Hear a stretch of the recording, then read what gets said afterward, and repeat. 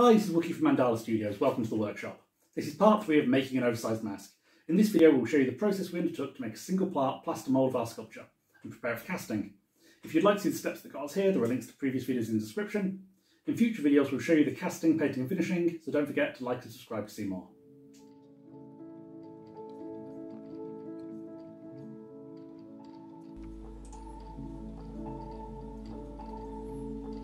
So we've moved through to the moulding room now, and we've positioned the sculpt on a big cardboard post and covered it in a block of foam so that we could try and get some tension so the head wouldn't shift around as we were doing the moulding.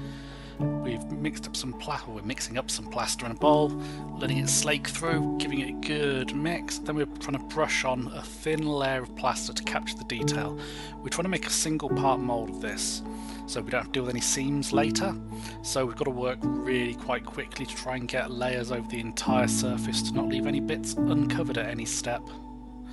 Now we're moving on to layer 2. Again, mix up some plaster, pour it in bit by bit, try and get a nice even layer over the whole thing so it dries out as it slakes through. Get that nice lake bed look, which you'll see later. Again, another layer over the entire surface, just trying to build up some thickness. This time we've got the detail layer first, so this layer was a little bit thicker mix. We're just brushing it over with a big 3-inch chip brush, just trying to get it in, a lot of filling in the voids around the eyes and the ears. Now we're really trying to add some strength to it, so we're mixing up some plaster again. This time be a little bit thinner. We're going to mix it up and cut out some scrim, which is just some hessian. Then we're going to soak the hessian in the plaster and lay it over. Try and create a shell with the fibres to create some sort of structural strength in it. See, we're laying it over, smoothing it in. Then we're going to try and go around the outside edge, around the neck, give a bit of strength around there. See, just doubled over at that. Keeping it together, just laying it over piece by piece, making sure we get a nice continuous layer over the entire piece so there won't be any weak points when we do it. And as it's drying, we work it into the shapes and forms that are coming through the plaster layers, just trying to make sure there's no air bubbles and voids underneath. And off we go again. Another layer of plaster being mixed up. This one's a little bit thicker again. Gonna mix up some more, soak it in with some more around the edges, really try and get that bottom edge strong. Then add a few more pieces over the top and in the eyes, just really try and work it into a solid shell. Then take the last of the plaster and give it a good rub over the whole thing, make it nice. We take out that bit of cardboard and foam, and now we've got to try and dig out the polystyrene. We need to be a bit careful with this because we don't want to mar the sculpture through the thing, but we've got a lot of polystyrene to dig out, and the polystyrene is covered in tape which should protect it from anything poking through the polystyrene as we dig it all out.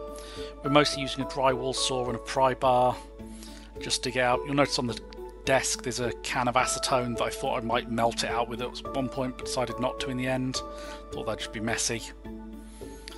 Just constantly digging out polystyrene and pushing it into a bin and just keep going. Took a long time, a lot of digging out of blocks of polystyrene.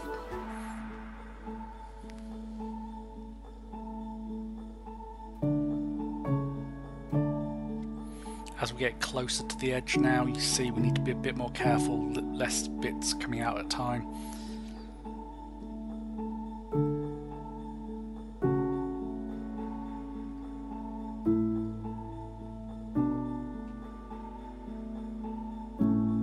Now we're most of the way through, so I've switched to a wire brush to try and rake out that last remaining surface from the tape.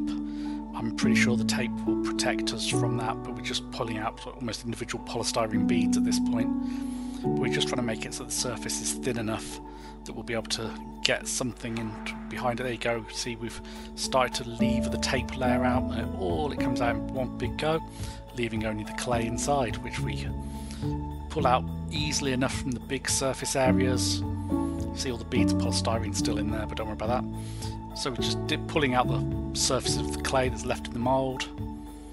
And you see we're just taking out chunk by chunk. The little bits that get left inside will come out when we clean it out properly in a little while.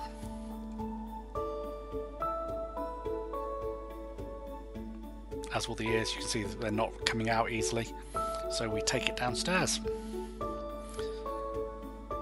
And outside we get it's kind of a pressure washer, but it's not really, it's not as powerful as a pressure washer. It's just a thin stream jet on a hose. And we just fire that in around the edges of the clay in the ears, trying to just use the water pressure to dislodge that clay, and then pour it out as we need to. Get nice and wet doing this.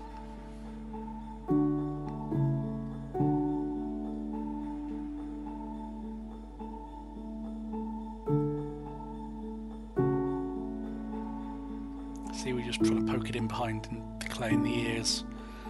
Just clean it out. It's a really quick, easy way to do it.